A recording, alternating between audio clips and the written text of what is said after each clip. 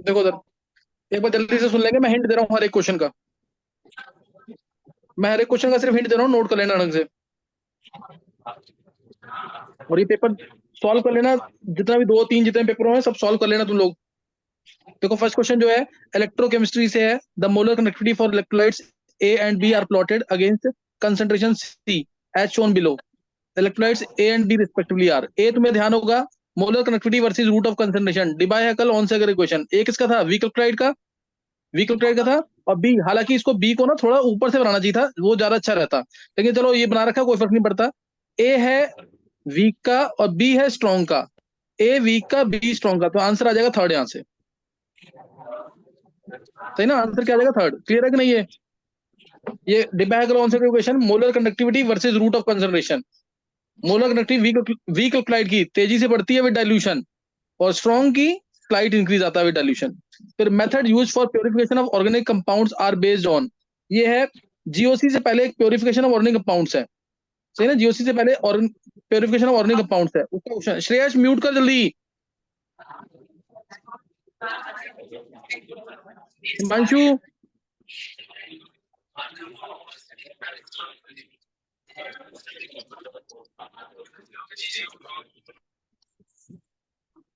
देखो तो ये उसका क्वेश्चन है और सिंपल सा आंसर है इसका। Nature of compound and presence of impurity. Compound का नेचर कैसा है और इम्प्योरिटी कैसी है, उसी पर डिपेंड करेगा कि हम उसको कैसे सेपरेट करेंगे। थर्ड क्वेश्चन पहले एनए ड्राई ईथर वुड रिएक्शन है। वुड रिएक्शन है, पहले वीकर बॉन्ड टूटेगा। वीकर बॉन्ड देखो, एनए ड्राई ईथर में ये भी बन सकता था, बी आर ये, बी आर ये और एनए सी एल ये वाला, और टू एन ए बाहर निकल जाए, two N A B R plus N A C L बाहर निकल जाए, एक इंट्रा मोलिकुलर वुड रिएक्शन के थ्रू ये आंसर भी बन सकता था, ये आंसर बन सकता था। लेकिन आगे फिर रिएक्शन ना होती है सी ऑफ टू के साथ और एमजी ड्राई ईथर के साथ। सही ना? इसलिए इसलिए वीकर बॉन्ड टूटेगा और जो ए आएगा वो बी आर हट करके ये आ जाएगा। और फिर सी ऑफ टू डाला है तो ये है स्वार्ट्ज रिएक्शन, सीएल और बीआर की जगह एफ आ जाता है फिर। तो सीएल है तो एफ लगा दो, सीएल है तो एफ लगा दो। और M G dry ether D two डाला है। एमजी ड्राई ईथर था ए में, ध्यान देना, ए ये है, यहां पे सीएल, यहां सीएल। जब तुमने एमजी ड्राई ईथर डाला तो एमजी सीएल बन गया, ग्रिग्नार्ड एजेंट की प्रिपरेशन है ये। और उसके बाद जब तुमने डी टू डाला तो एक्टिव हाइड्रोजन, ग्रिग्नार्ड एजेंट क्या करता है? बेस का काम करता है, वो एक्टिव हाइड्रोजन को ले लेगा, तो इसलिए ये पार्ट हट जाएगा। एमजीसीएल ओडी बाहर, एमजीसीएल ओडी बाहर, यहां भी डी आ जाएगा और एक यहां डी आ जाएगा, ये आंसर आ जाएगा। अभी नहीं समझ आया, दो रिएक्शन समझ आनी चाहिए एटलीस्ट। पहली वुड्स रिएक्शन, दूसरी स्वार्ट्ज रिएक्शन, CaF2 के साथ, AgF के साथ, ASF3 के साथ, Hg2F2 के साथ क्या लगती है? Swarts reaction. तो इसका आंसर तुम्हारा निकल जाएगा। क्या आंसर आ रहा है इसका? 1 आ रहा है। Fourth question, correct basic order of basic strength, correct basic strength देखेंगे। बेसिक स्ट्रेंथ बोला है तो पाइरोल, पाइरोल तुम्हें देख रखा है स्ट्रक्चर, ये है एरोमेटिक, एरोमेटिक है यानी एन के लोन पेयर अवेलेबल नहीं है, एन के लोन पेयर अवेलेबल नहीं है, एरोमेटिसिटी में यूज हो रहे हैं, तो ये लीस्ट बेसिक होगा। लोन पेयर अवेलेबल होना चाहिए H प्लस के लिए। और उसके बाद दूसरा है पायरिडीन, पायरिडीन में नाइट्रोजन sp2 है, नाइट्रोजन sp2 है, तो ये इलेक्ट्रॉन नहीं देगा H प्लस को जल्दी से। सही ना? तो इलेक्ट्रॉन जल्दी नहीं देगा H प्लस को। और तीसरा है पिपरिडीन, पिपरिडीन में नाइट्रोजन है sp3, नाइट्रोजन sp3 है, तो ये अपने लोन पेयर H प्लस को आसानी से दे देगा। तो आंसर पता लग गया तुम्हें, पिपरिडीन सबसे ज्यादा, फिर पायरिडीन जिसमें नाइट्रोजन sp2 था, इसमें तो नाइट्रोजन के लोन पेयर डीलोकलाइज थे, एरोमेटिसिटी में यूज हो रहे थे, तो ये लिस्ट होगा। तो पिपरिडीन, पायरिडीन, पायरोल, आंसर आ जाएगा 1। फिफ्थ क्वेश्चन मोस्ट इजी है, बताने की जरूरत नहीं है। sp2 हाइब्रिडेशन किसके अंदर है? sp2 hybridisation BF3NO2 minus, VSEPR theory से है, बहुत ही इजी क्वेश्चन है हाइब्रिडेशन टॉपिक का। फिर नेक्स्ट क्वेश्चन है sixth question. Sixth question, six question के अंदर है fluoride ion make the enamel on teeth, teeth के ऊपर एनामेल होता है Ca3PO4 whole twice dot CaOH whole twice, dot CaOH whole twice. तो ये वाला पार्ट तो अनचेंज रहता है, मैंने तुम्हें बता रखा है, ये पार्ट बहुत कम खत्म, मतलब बहुत जल्दी खत्म नहीं होता है, ये बोन्स और टीथ में जो प्रेजेंट होता है। जो हाइड्रोक्सी एपेटाइट वाला पार्ट है ना, जो ये है हाइड्रोक्सी वाला पार्ट, ये रिएक्ट करेगा फ्लोराइड आयन के साथ और बन जाएगा ये part as it is dot CaF2, dot CaF2। तो आंसर आ जाएगा इसका फर्स्ट वाला आंसर 1 आ जाएगा। फिर नेक्स्ट है रिलेटिव स्टेबिलिटी, ये पिछले पेपर में भी क्वेश्चन था अगर तुम्हें ध्यान हो तो रिलेटिव स्टेबिलिटी बोला है, ये आंसर है इसका CH2 बॉन्ड CH, एक्रोलीन है ये, ओ इलेक्ट्रॉन लेके जाएगा। एक बार अटेंडेंस का स्क्रीनशॉट ले लेना तनिष्क का, यहां से ये इलेक्ट्रॉन लेके जाएगा तो ये आ गया यहाँ पे CH2 plus CH double bond CO minus H।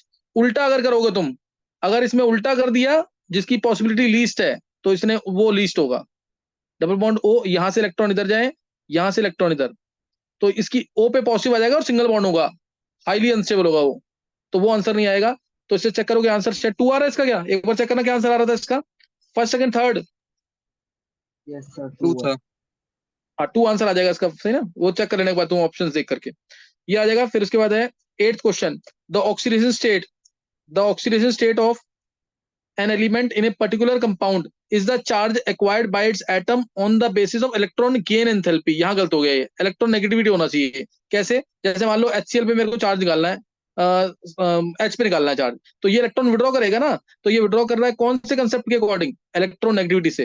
Electron negativity तो अकेले एटम की प्रॉपर्टी होती है, इलेक्ट्रॉन नेगेटिविटी किसकी प्रॉपर्टी है, कंपाउंड की, तो इसलिए इलेक्ट्रॉन नेगेटिविटी आना चाहिए यहाँ पे। तो पहली स्टेटमेंट गलत है। फिर सेकंड स्टेटमेंट है P pi P pi bond formation is more prevalent in second period element, बिल्कुल सही है। सेकंड पीरियड के एलिमेंट्स 2p पाई बॉन्ड बनाते हैं, जैसे O2 के अंदर बनता है, जैसे N2 में बनता है, इस टाइप से, सही ना। तो p पाई अगर उनके पास p ऑर्बिटल वेकेंट है, p ऑर्बिटल में सिंगल इलेक्ट्रॉन है, तो वो p पाई मल्टीपल बॉन्ड बनाएंगे, तो ये ट्रू स्टेटमेंट है। तो ये फर्स्ट स्टेटमेंट फॉल्स है, सेकंड करेक्ट है। आंसर देखेंगे अगर तो इसका आंसर आ जाएगा ये फोर्थ ना, फोर्थ आंसर होगा। 9th क्वेश्चन देखेंगे।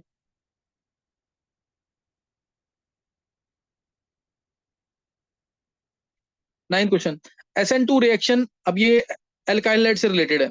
SN2 reaction of benzyl bromide occurs more readily than SN2 reaction of ethyl bromide.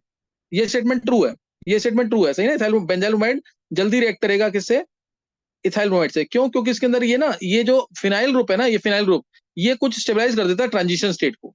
Transition state के अंदर कार्बन की जो हाइब्रिडेशन है C, मतलब कार्बन की जो हाइब्रिडेशन है वो आती है sp2, बाइपिरामिडल टाइप की ज्योमेट्री आती है H H, और ये CCH5 है PH।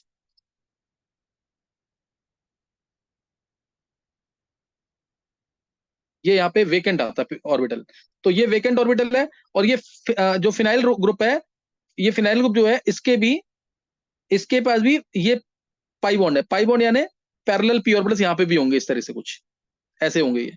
तो वो इसको थोड़ा सा स्टेबलाइज कर देते हैं, इसकी ट्रांजिशन स्टेट को, इसकी ट्रांजिशन स्टेट को क्या करेंगे, स्टेबलाइज कर देंगे। इसलिए इसलिए रीजन जो है वो भी सही दे रखा है इन्होंने, देखना नीचे रीजन जो दे रखा है, the partially bonded unhybridised p orbital that develops in the trigonal bipyramidal transition state is stabilized by conjugation with the phenyl ring। तो ये भी ट्रू है, इसलिए आंसर आ जाएगा इसका, दोनों ट्रू हैं और करेक्ट एक्सप्लेनेशन होना चाहिए। तो इसका आंसर आ जाएगा थर्ड। 10th क्वेश्चन, ये भी तुमने पढ़ा नहीं है, जब होगा ना एल्काइलाइड चैप्टर उसके अंदर हो जाएगा आराम से। फिर 10th क्वेश्चन है, इसको पीके वैल्यूज में अरेंज करना है। इसमें तुम्हें पता है एनटीए ने बोनस दिया था, पीके वैल्यूज में अरेंज करना है, यानी इसको पहले एसजी कैरेक्टर में कर लो, जो एसजी कैरेक्टर का आंसर है वही के का आंसर होगा, पीके का जस्ट ऑपोजिट। तो इसमें लगाया कोई इफेक्ट नहीं है, फिनॉल है ये पहले वाला ए, ये सिर्फ फिनॉल है। NO2 में माइनस आर इफेक्ट है, माइनस आर इफेक्ट है, माइनस आर और कहीं पे भी नहीं है, माइनस आर और कहीं नहीं है, इसलिए इसलिए जो बी है मोस्ट एसिडिक है। बी के बाद एसिडिक आ जाएगा, माइनस आई इफेक्ट आ गया, मेटा पे माइनस आई होता है, मेटा पे माइनस आई होता है, तो बी के बाद आ जाएगा डी, और डी के बाद OCH3 का मेटा पे होता है माइनस आई, इसलिए आ जाएगा फिर सी के बाद OH का यहाँ प्लस आर है, यहाँ प्लस आर है, यहाँ पे कोई इफेक्ट नहीं है, प्लस आर तो एसिडिक कैरेक्टर को कम करेगा, इसलिए फिर आएगा ए, और उसके बाद लीस्ट होगा ई। इसके उल्टा आंसर होना चाहिए, वो होगा पीके, इसके उल्टा आंसर पीके होना चाहिए। आंसर एनटीए ने 4 दिया था, लेकिन ये आंसर करेक्ट नहीं है, तो ये चीज तुम ध्यान रख लेना इसमें, सही ना। इसके जस्ट उल्टा आंसर आएगा, ये आ जाएगा आंसर, पीके वैल्यूज। Sir next question 11। हाँ सर सर मानव को एंट्री दे दो क्लास में, सर उसका नेट नहीं चल रहा था। मानव को दे दी एंट्री ना, अभी तो मानव आया नहीं कि क्लास में। पता नहीं, अभी वो मैसेज तो कर रहा है। एक मिनट, अभी तो दी एंट्री हाँ, मैंने, एक मिनट आ रुको। गया आ गया। सही। अच्छा, अब 11th क्वेश्चन है। 11th question, both rhombic and monoclinic sulphur, both rhombic and monoclinic sulfur exist as S8 while oxygen exists as O2। ये बिल्कुल सही है। सल्फर की फॉर्म ये होती है पकड़ रिंग स्ट्रक्चर या क्राउन शेप वाला, ये होता है sulphur. Sulphur sulphur sulphur S8, ये सल्फर का स्ट्रक्चर है, क्राउन शेप होती है इसकी S8, चाहे रोम्बिक सल्फर हो या मोनोक्लिनिक सल्फर हो, ये होता है इसमें। और ऑक्सीजन तो O2 होता है इस तरीके से। अब इसका ये करेक्ट स्टेटमेंट है। ऑक्सीजन फॉर्म्स पी पाई मल्टीपल बॉन्ड्स। अब ये 11th क्लास में जिससे पढ़ा हुआ ढंग से, या 12th क्लास का पी ब्लॉक पढ़ा हुआ तो कर पाओगे तुम। Oxygen forms P pi multiple bonds with itself and other elements, true statement है। हैविंग स्मॉल साइज, ऑक्सीजन अपने साथ, कार्बन के साथ, या बहुत सारे ऐसे एलिमेंट्स हैं जिनके साथ क्या बना सकता है, पी पाई मल्टीपल बॉन्ड्स। ओ के साथ, ओ अपने साथ, सी के साथ, एन के साथ भी बनाएगा, है ना, मल्टीपल बॉन्ड्स अपने साथ या डिफरेंट एलिमेंट के साथ बना सकता है, पी पाई मल्टीपल बॉन्ड्स सेकंड पीरियड के, सही ना। और उसके बाद इसने बोला ये यही लिखा हुआ सेम चीज। Oxygen form P pi multiple bonds with itself and other elements having small size and high electronegativity like CN, which is possible for sulphur, which is not possible for sulphur. Sulphur बना सकता है कुछ cases में, जैसे SO2 में बनाता है multiple bonds, ये SO2 में बनाता है पी पाई हंड्रेड। तो ये स्टेटमेंट ना पूरी करेक्ट नहीं है, सही ना, पूरी करेक्ट नहीं है, इसलिए असर्शन रीजन को गलत मानना है यहाँ पे, सही ना, रीजन गलत है इसमें। Third, 12th question, 12th question देखेंगे एक बार। देखो 12th क्वेश्चन क्या है। 12th question, the total number of geometrical isomers, ये कोऑर्डिनेशन कंपाउंड का क्वेश्चन है, अभी होगा नहीं तुमसे, फिर भी ज्योमेट्रिकल आइसोमर्स इसके इस कंपाउंड के ज्योमेट्रिकल आइसोमर्स 2 होंगे, सिस ये CO EN होता है बाइडेंटेड लिगेंड, ये सिस फॉर्म में EN और दूसरा CL ये सिस फॉर्म में 90 डिग्री पे लिगेंड है तो सिस फॉर्म बोलते हैं। और ट्रांस बनाना है तो ये ट्रांस, ये EN बाइडेंटेड लिगेंड है, CL ये ट्रांस बन जाएगा, तो ये इसमें, और इसकी मिरर इमेज भी बनेगी। तो इसने सिर्फ ज्योमेट्रिकल पूछे हैं तो ज्योमेट्रिकल दो होंगे। अगर ये टोटल कहता है सीरो आइसोमर्स तो तीन आंसर तब सही था, इससे पहली स्टेटमेंट गलत हो गई है। और CO EN whole twice Cl2 plus has a octahedral geometry, बिल्कुल सही है, ऑक्टाहेड्रल ज्योमेट्री है इसकी। तो पहली स्टेटमेंट गलत है, दूसरी सही है, पहली स्टेटमेंट गलत है, दूसरी सही है, तो थर्ड आ जाएगा शायद। A is not correct but R is correct. 13th question, the element the electronic configuration of Cu2 plus is 3D9, सही है ये, whereas that of Cu plus is 3D10, which of the following is correct। बहुत simple सा question है। Cu2 plus is less stable, नहीं, ये मैंने explain किया हुआ है, DNF ब्लॉक में है। Stability of copper first and second depends upon nature of copper salt, नहीं, copper second is more stable. सबसे सिंपल स्टेटमेंट और सबसे करेक्ट स्टेटमेंट यही है, copper 2 plus is more stable. Aqua solution के अंदर small size higher hydration energy, small size higher hydration energy, बस ये आंसर है इसका, सही ना। वो कंपनसेट कर देता है हायर हाइड्रेशन एनर्जी किसको, IE2 की वैल्यू को, सही ना, IE2 को कंपनसेट कर देगा। नेक्स्ट देखेंगे आगे, सर 13 इसमें क्वेश्चन हो गए। वाटर की बात की गई है, मतलब ऐसे कैसे बोल सकते हैं कि C2+ में वाटर दे रखा है तो हम हाइड्रेशन एनर्जी का एग्जांपल दे रहे हैं। देखो इसमें अगर कुछ मेंशन नहीं किया है तो तुम्हें एक्वा सॉल्यूशन ही मानना है, गैशियस होगा तो स्पेशली मेंशन करेगा। जब भी आयन बोलते हैं यानी वो एक्वस फॉर्म में है, गैशियस को बोलेगा वो। जी तुम क्लासेस को अटेंड कर नहीं रहे हो। 14 चलो क्वेश्चन, क्लास में हो रही है मेरी। क्लैशिंग हो रही है। ये सर वो ऑनलाइन लेक्चर्स लेते हैं ना तो उनके साथ हो जाती है। अच्छा चलो करते रहो ढंग से। 14 क्वेश्चन देखेंगे।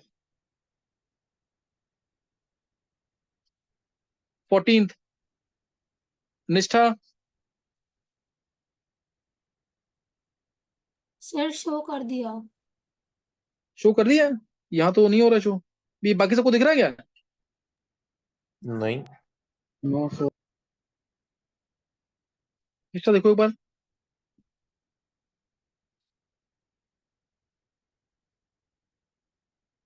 सर अब सही हाँ है। देखो, हाँ सही है। 14 क्वेश्चन देखो। 14 क्वेश्चन देखो, what is the structure of C, बहुत सिंपल सा क्वेश्चन है, 11th क्लास का, हाइड्रोकार्बन्स का। बेंजीन में डाला है एनहाइड्राइड, कौन सी रिएक्शन है ये, Friedel Crafts acylation reaction, Friedel Crafts acylation reaction. Benzene है, साथ में डाला है ये कंपाउंड, देखो इसको लिख दें इस तरीके से, अगर O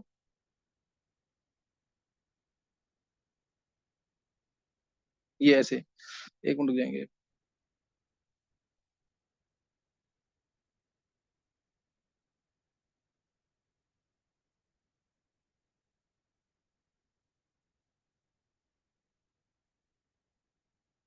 ये ऐसे। अब उसके बाद इसमें ये इलेक्ट्रॉन लेके जाएगा AlCl3 के प्रेजेंस में, ये O जो है लोन पेयर अपने दे देगा AlCl3 को, क्योंकि AlCl3 इलेक्ट्रॉन डेफिशिएंट है, ये अपने लोन पेयर देगा इसको, O पे आएगा प्लस, प्लस आते ही ये इलेक्ट्रॉन लेके जाएगा, ये इलेक्ट्रॉन लेके जाएगा, तो इस C पे प्लस आ गया, इस C पे प्लस आते ही, इस C पे प्लस आते ही ये बेंजीन पे अटैक करेगा, ये बेंजीन पे अटैक करेगा इस तरह से, बेंजीन ये रहा, बेंजीन पे अटैक करेगा, इलेक्ट्रॉन इधर गए, इधर अटैक हो जाएगा बेंजीन पे, और फाइनली इलेक्ट्रोफिलिक सब्स्टिट्यूशन होके आंसर पहले ये आएगा C double bond O, C double bond O, पानी से OH आ जाएगा, पानी से OH आ जाएगा, और उसके बाद डाला इसने, उसके बाद डाला है जिंक अमेल्गम HCl, जिंक अमेल्गम HCl करेगा इसको CH2, नेम रिएक्शन है क्लेमेंसन रिडक्शन, इसको CH2 बना देगा, इसको CH2 बना देगा, OH ये आ गया, और उसके बाद डाला है यहाँ पे कंसंट्रेटेड H2O4, कंसंट्रेटेड H2O4 डाला है तो OH H प्लस के साथ बाहर निकल जाएगा, प्लस यहाँ आ गया, प्लस से अटैक हो जाएगा बेंजीन पे, और फाइनल आंसर आ जाएगा A। सही ना, हिंट दे दिया, ट्राई करना इसको, और ये तो बहुत सिंपल क्वेश्चन है, 15th N+L रूल से कर लोगे, सही ना, N+L रूल लगा के कर लोगे कि नहीं, ये 15th, इसके दो ऑप्शन किसी ने कहा था सेम है,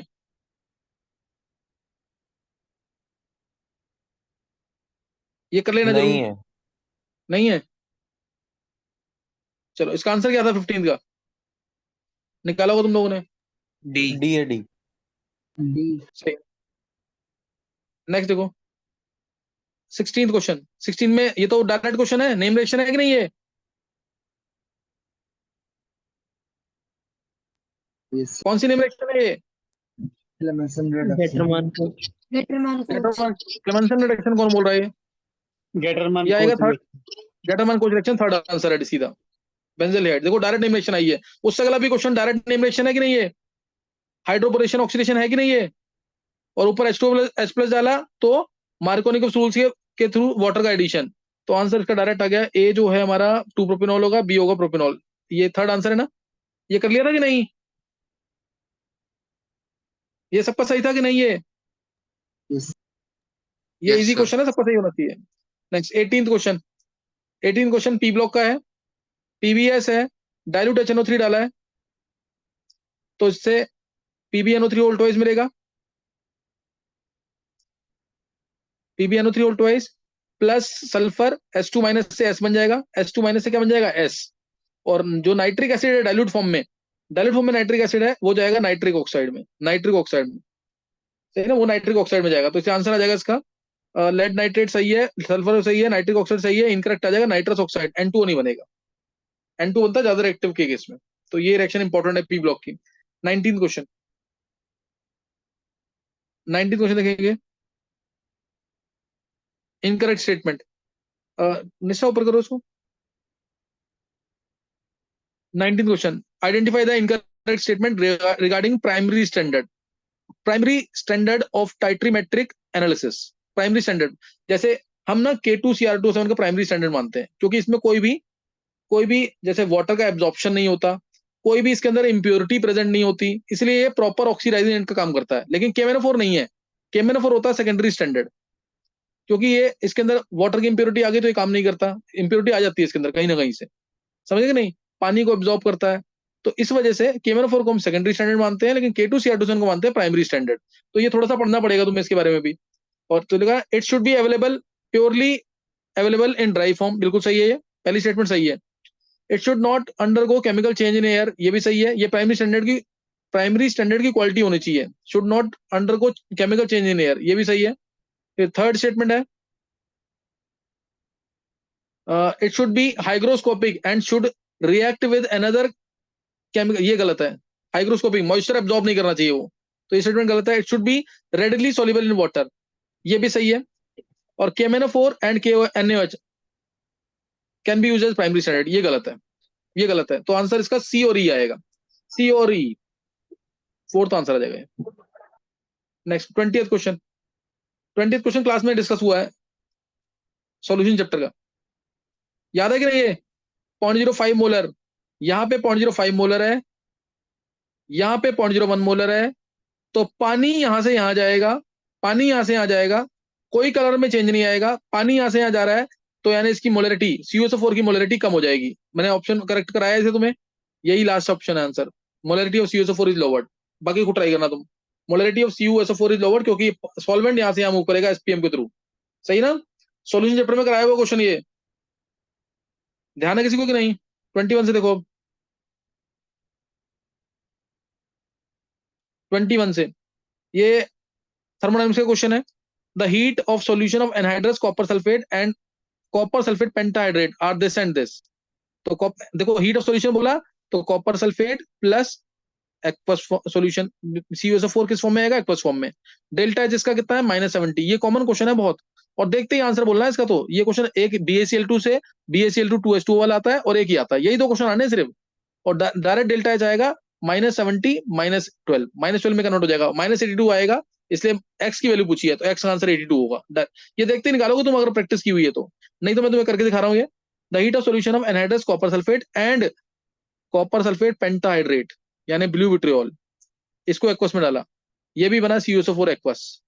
डेल्टा एच है इसका +12, प्लस एंडोथर्मिक होता है इसका क्योंकि पहले से ही वाटर मॉलिक्यूल थे इसके पास, तो +12 सही ना? अब तुम्हें बनाना क्या है? कॉपर सल्फेट से कॉपर सल्फेट पेंटाहाइड्रेट, तो दोनों को माइनस कर दो, आंसर आ गया कि नहीं? दोनों को माइनस करो, -70 -12, आंसर आ गया -82, तो x की वैल्यू आ गई 82। Next 22 question. 22 question given below are two statements. पहली statement, the rate law for this reaction is rate equal to Ka²B, third order की रिएक्शन है। When the concentration of both A and B are doubled the reaction rate is increase x times. x कितना होगा? 8 times हो जाएगा कि नहीं? Double करेंगे, 2 का स्क्वायर 4 × 2, 8 टाइम्स आ जाएगा। दूसरा क्या है? दूसरा है the figure showing the variation in concentration against time plot for a y order reaction, the value of y is. तो ये तो तुम पता है कंसंट्रेशन वर्सेस टाइम, कौन से किसके लिए? ग्राफ 0 ऑर्डर के लिए, तो y की वैल्यू क्या होगी? 0, तो आंसर आया 8 + 0 8 आ जाएगा। इजी क्वेश्चन है। फिर how many compounds among the following show inductive mesomeric as well as hyper conjugation effects. ये क्वेश्चन एक अच्छा आया था थोड़ा, इसमें ये मैंने क्लास में डिस्कस भी किया था। OCH3, इसके अंदर तुम कह सकते हो O का +R इफेक्ट है और कुछ CH3 का +I। रेजोनेंस और इंडक्टिव आ रहा है लेकिन इसके अंदर कोई हाइपर कंजूशन नहीं आया, इससे एक ऑप्शन नहीं होगा ये।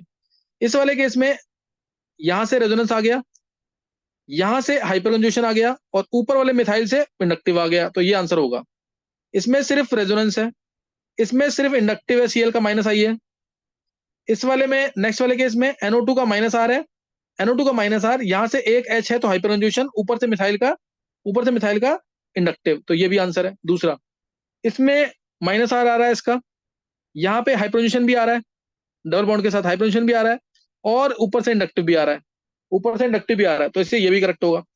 इसमें आ रहा है हाइपर कंजूशन इधर से भी, हाइपर कंजूशन इधर से भी, हाइपर कंजूशन ही आ रहा है और बेंजीन में रेजोनेंस भी मान सकते हो, तो यही इफेक्ट आ रहा है इसके अंदर, इंडक्टिव नहीं आया इसमें।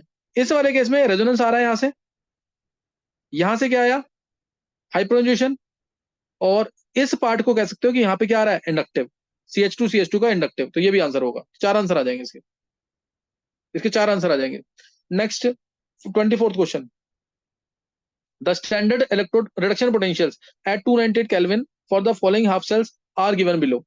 ये दे रखी है सारी वैल्यूज और बोला consider the given electrochemical reactions, the number of metal which can be oxidized by dichromate. Dichromate यानी क्या है? कैथोड। डाइक्रोमेट कैथोड है तो तुम्हें पता है E0 कैथोड -E0 एनोड करके आंसर निकालना होता है। E0 कैथोड -E0 एनोड करके आंसर निकालना है E0 सेल का, सही ना? तो कैथोड में तुम्हें 1.33 लेना है, 1.33 सबके रिडक्शन पोटेंशियल दे रखे हैं, तो यानी -0.04, ये तो आंसर आएगा। जब इसमें से इसको माइनस करेंगे तो आंसर आएगा पॉजिटिव, इसमें से इसको करेंगे तो भी आंसर आएगा पॉजिटिव, इसमें से इसको करेंगे तो भी आंसर आएगा पॉजिटिव। बस ये AU वाले केस में 1.33 -1.4, तो ये आंसर नेगेटिव आएगा, तो AU नहीं होगा, बाकी 3 होंगे, तो 3 आंसर आ जाएगा। 25th, when equal volume of 1 molar HCl and 1 molar H2SO4 are separately neutralized by excess volume of NaOH। तो तुम्हें दिख रहा है HCl के साथ NaOH तो एक ही आएगा, एक H+ आएगा और एक OH आएगा, तो इसमें तो हीट ऑफ न्यूट्रलाइजेशन कितना होगा? ये तुम चाहो इसे कुछ भी X ही मान लो, X ही दे रखा ना, X ही मानो, वैल्यू वैसे 57.1 होती है। और अगर H2SO4 है और एक्सेस NaOH है तो 2 NaOH आएंगे, यानी यहाँ से 2 H प्लस आएगा, 2 OH आयंस आएंगे, तब वैल्यू है y, तो y की वैल्यू तो डबल ही है 2x से, y0 2x है कि नहीं, y0 2x है ना यहाँ से, तो इसने पूछा गया है y बाय x की वैल्यू, तो 2 आ जाएगा आंसर। y बाय x कितना आ गया 2, डायरेक्ट डायरेक्ट क्वेश्चन है सारे। 26 मोलरिटी m, एक बार चेक करो यहाँ पे 26 question, 26 question, molarity m of N aqua solution containing x gram of anhydrous copper sulphate, x gram anhydrous copper sulphate है इन 500 ml water at 32 degree Celsius, इतना molarity दे रखी है, x ग्राम एनहाइड्रस कॉपर सल्फेट दे रखा है, it's molarity will be, molarity पूछी है और density दे रखी है सॉल्यूशन की, डेंसिटी सॉल्यूशन की दे रखी है, तो एक तरीका तो तुम डायरेक्ट भी लगा सकते हो, कैसे, क्या तरीका है डायरेक्ट, d/m बता रखा है क्लास में, 1/m plus molecular weight of solute divide by 1000, एक तो उससे हो सकता है, डी की वैल्यू कितनी है 1.25, और नहीं तो कंसेप्ट से करना, उससे निकल जाएगा 1.25 बाय मोलरिटी, मोलरिटी है 0.2, 1/m प्लस प्लस आएगा मॉलिक्यूलर वेट ऑफ सोल्यूट, वो कितना है कॉपर सल्फेट का 96 प्लस 63.5, 96 प्लस इसका और 63.5 कितना आ जाएगा ये 159.5, 159.5 divide by molecular solute bye में 1000, इससे मोलरिटी डायरेक्ट आ जाएगी, ये डायरेक्ट फॉर्मूला है, इससे डायरेक्ट फॉर्मूला है, नहीं तो तुम मोलरिटी निकाल लो, मोलरिटी गिवन है तुम्हें, मोलरिटी गिवन है 0.2 मोल सोल्यूट आ गया 500 ml के अंदर, यहाँ से सोल्यूट के मोल्स आ गए, सोल्यूट के मोल्स आ गए इनटू मॉलिक्यूलर वेट करेंगे, सोल्यूट का मास आ जाएगा, सोल्यूट का मास आ जाएगा 500 इंटू 1.25 करेंगे, सॉल्यूशन का मास आ गया, माइनस करेंगे सोल्यूट का मास, सॉल्वेंट का मास आ जाएगा, उससे मोलरिटी निकाल लो, उससे भी आंसर सेम आएगा, तो आंसर निकालोगे इससे, तो यहाँ से सॉल्व करने पर आ जाएगा आंसर, सही ना, इसमें आंसर निकालेंगे, क्या आंसर दिया था मैंने इसमें, नहीं याद, 81, चलो वो निकाल लेना तो आ जाएगा आंसर, सिंपल तरीके से, जैसे सॉल्यूशन चैप्टर में कराया हुआ है, मोल कंसेप्ट को भी मान सकते हैं, सॉल्यूशन चैप्टर को भी मान सकते हैं इसको। नेक्स्ट क्वेश्चन क्या है 27, unpaired electron is present in, unpaired electron, तो C2 माइनस 13 है तो अनपेड होगा ही होगा, O2 माइनस 17 है तो अनपेड होगा ही होगा, एक ही होगा अनपेड, O2, इस O2 में 2 अनपेड है, इसको मत काउंट कर लेना, O2 माइनस 18 नहीं होगा, H2 प्लस में 1 है तो अनपेड होगा ही एक, Cn माइनस है 714 नहीं होगा, He2 प्लस में 1 होगा, तो 4 आंसर आ जाएगा, सीधे देखना है कि ऑड है टोटल इलेक्ट्रॉन्स तो एक अनपेड होगा। Number of Aamby rented ligands, ये तुम आगे जब पोटेंशियल पढ़ोगे ना तो 3 एग्जांपल हैं, सबसे कॉमन वाली जो है NO2 माइनस, SCN माइनस, और एक और है इसमें CN माइनस, मतलब इसमें NO2 माइनस में O से लिंकेज भी हो सकती है, N से भी हो सकती है, N से है तो नाइट्रो, O से है तो नाइट्राइट, SCN में थायोसाइनाइट और आइसोथायोसाइनेट, दोनों से हो सकता है, CN में CN से है, C से है तो साइनाइड, N से है तो आइसोसाइनाइड, इसी बोलते हैं एम्बी रेंटेड लिगेंड्स। फिर 29 question, total number of essential amino acids among the given, ये तो मैंने बहुत बार कराया क्लास में, इसमें जो निमोनिक था वैल्यू आई, अर्जिल आई, थ्रू मिठाई, पीए तेरी हंसी आई, याद आ गया कि नहीं है, तो आर्जिनिन आएगा इसमें, फिनाइलएलानाइन आएगा उसके थ्रू निकालना, और एस्पार्टिक एसिड नहीं होगा, सिस्टीन नहीं होगा, हिस्टिडीन आएगा और वैलिन आएगा, ये 4 आने चाहिए, ये 4 एक बार चेक कर लेना जरूर, इसको इसको चेक कर लेना, सही ना। और number of colourless lanthanoid ions, lanthanoid ions निकालना, कंसिडरेशन लिखना, जिसके अंदर लेंथेनॉइड्स है ना 4F0 आ जाए कलरलेस, 4F14 आ जाए कलरलेस, तो ये तुम्हें अगर तुम देखोगे ना तो La3 प्लस, तो La3 प्लस है 4F0, Lu3 प्लस है 4F14, तो यही 2 आंसर होंगे, 2 आएगा आंसर इसका। क्लियर हो गया कि नहीं, है पूरा पेपर क्लियर हो गया है, सॉल्व करके रखना इसको ढंग से, और ऐसे बोल के देखना जैसे मैंने बताया तुम्हें, ऐसे बोल रहे हो तो तुम पेपर ढंग से सॉल्व कर रहे हो, ये मैं 8-10 पेपर ऐसे सॉल्व करा दूंगा तुम्हें, ताकि तुम्हें तरीका आ जाए कि किस तरह से मार्क्स सिक्योर करने, सही ना। नेक्स्ट टाइम करेंगे आगे, एक बार स्क्रीनशॉट ले लेना अटेंडेंस का, तनिष्का सही,